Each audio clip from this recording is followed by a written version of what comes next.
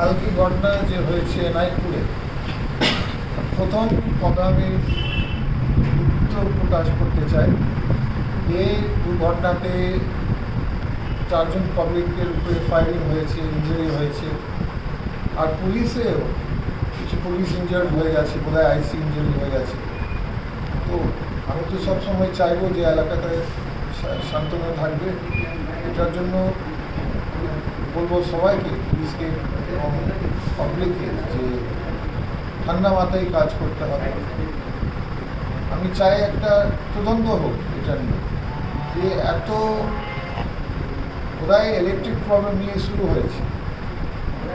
আমি যে কথা শুনেছি যে ইলেকট্রিক প্রবলেম সকালের রাস্তার বন্ধ করার জন্য এটা দিয়ে শুরু হয়নি, তার আগে রাত্রে যখন মহরম চলছিল, কিছু লোকরা গেছে ইলেকট্রিক অফিসে, রাত্রে বলতে রাত্রে 12টার পরে হয়তো একটা কমপ্লেন্ট ওরা করেছে লোকাল ইলেকট্রিক অফিসের কাছে।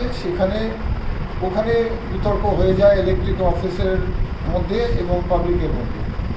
তারপরে ওখানে পুলিশ যে একটা লাঠি চার্জ করেছেন, এটার জন্য মানুষরা নাকি সকালে রাস্তা বন্ধ রেখেছেন। এটা আমরা শোনার কথা, আমি তো ছিলাম না, এটা শোনার কথা বিভিন্ন লোকের কাছে। এটা তদন্ত করতে হবে যে এই বিষয়টা এত বড় হয়ে গেছে কী করে আমরা বুঝতে পারছি না। কিন্তু আমরা ভায়োলেন্স কোনো দিন কন্ডোম করতে পারি না। মারপিট, ভায়োলেন্স এটা করা ঠিক হয়নি কারোর কাছ থেকে। তো আমি বলবো তদন্ত দরকার, ভালো তদন্ত, যাতে যারা ইনভলভ আছে ঘটনাতে সেগুলো যদি পুলিশ ধরে নেয় সেটা আলাদা ব্যাপার, কিন্তু যাকে তাকে ধরার ঠিক নাই। কারণ অনেক যখন ধরছে পুলিশ, হয়তো দুটো মানুষকে ইনভলভ মানুষকে ধরছে, আর দুটো নিরপেক্ষ মানে দুটো মানুষ ধরছে যারা ইনভলভ ছিল না। এটা পুলিশকে ভালো করে প্রমাণ করতে হবে কে কে ইনভলভ ছিল, কে ইনভলভ ছিল না। ম্যাচ খেলে লোককে ধরার তো লাভ নেই। আর পার্টি ইনভলভমেন্ট, কারো পার্টি ইনভলভমেন্ট ছিল, এটা একটা ম্যাস রিয়াকশন। পাবলিকের হয়তো রাগ ছিল কয় মাস থেকে যে ইলেকট্রিক ঠিকভাবে পাওয়া যাচ্ছে না, লো ভোল্টেজ আছে। তবুও আমরা ভায়োলেন্সকে কন্ডোম করছি। ভায়োলেন্স তো কোনো রাস্তা নেই, মারপিট করার ঠিক নয়। যে কোনো একটা প্রতিবাদ করার তো মানুষের অধিকার আছে, এটা সবার অধিকার আছে, কিন্তু ভায়োলেন্স নিয়মতে মানাবার মানুষের দায়িত্বও আছে। মানুষ যদি প্রতিবাদ করবে তার সঙ্গে সঙ্গে মানুষদেরকে নিয়মটা সত্যি ঘটনা। দিনটা প্রচণ্ড সিজন, এবার প্রচণ্ড গরম হচ্ছে, আর এখানে আমার মনে হয় 8-9 মাস থেকে বছরখানি থেকে ইলেকট্রিক প্রবলেম, লো ভোল্টেজ বারবার কেটে যাচ্ছে।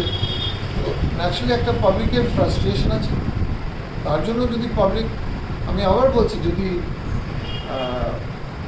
প্রতিবাদ করতে চান করতে পারেন, কিন্তু শান্তিভাবে করতে হবে। তো যাক, আমরা কী করে এটা এই দুর্ঘটনা কী করে এত বড় হয়ে গেলো আমরা ঠিক জানি না। তার জন্য আমরা পুলিশকে বলবো, প্রশাসনকে বলবো, আগে ভালো করে তদন্ত করবো। মানে ভালো লোক, ইনোসেন্ট লোক যাতে ধরা না হয়, যারা ইনভলভ ছিল না, ওরকম নাম যাতে না আসে পুলিশের লিস্টে। তদন্ত করে লোকদেরকে, যদি কেউ ইনভলভ থাকে সেটা আলাদা। আর এটাও পাবলিককে বলতে চাই যে আমরা কথা দিচ্ছি যে ইলেকট্রিক সমস্যা, আমরাও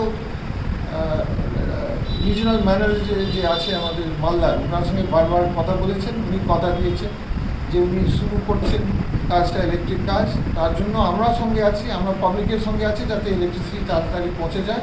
আর আমরা ইলেকট্রিক দফতরের সঙ্গে আছি। আমরা চাই যে এখানে যেগুলো সমস্যা আছে ইলেকট্রিকের, যাতে তাড়াতাড়ি সমাধান হয়। আমরা সবার কাছে আছি, খালি আমাদেরকে বলে আমাদের যদি সরকার ইনভলভ করে দেয়, আমরা দেখবো যে এগুলো ইলেকট্রিক সমস্যাগুলো যাতে এখানে তাড়াতাড়ি। এখানে আমি আছি, আমাদের প্রাক্তন এমএলএ সাহেব আছে মতাকিনালা, আমরা শান্তির সঙ্গে আছি। আমরা তো চাই যে ইমিডিয়েটলি জায়গাটায় শান্তি ফিরে আসুন। বলেছেন তার স্টেটমেন্ট যে 3টে জায়গায় টাওয়ার বসানোর প্রয়োজন আছে। জমির ক্ষেত্রে জমি জট হচ্ছে, ফলে বিদ্যুৎ পরিষেবা আরও ভালো করা যাচ্ছে না মানিকচকে। মানুষ যদি সহযোগিতা করেন, টাওয়ার বসানোর যদি সুযোগ হয়, 15 দিনের মধ্যেই সমস্যা মেটানো সম্ভব। কী বলবেন জমি জট? আমি বলবো এখানে একটা কমিউনিকেশন গ্যাপ হচ্ছে। মন্ত্রী বলছে ওনার কলকাতার চেয়ার থেকে ভালো, মানুষের কাছে তাহলে ওই কমিউনিকেশন যাচ্ছে না সঠিক করে।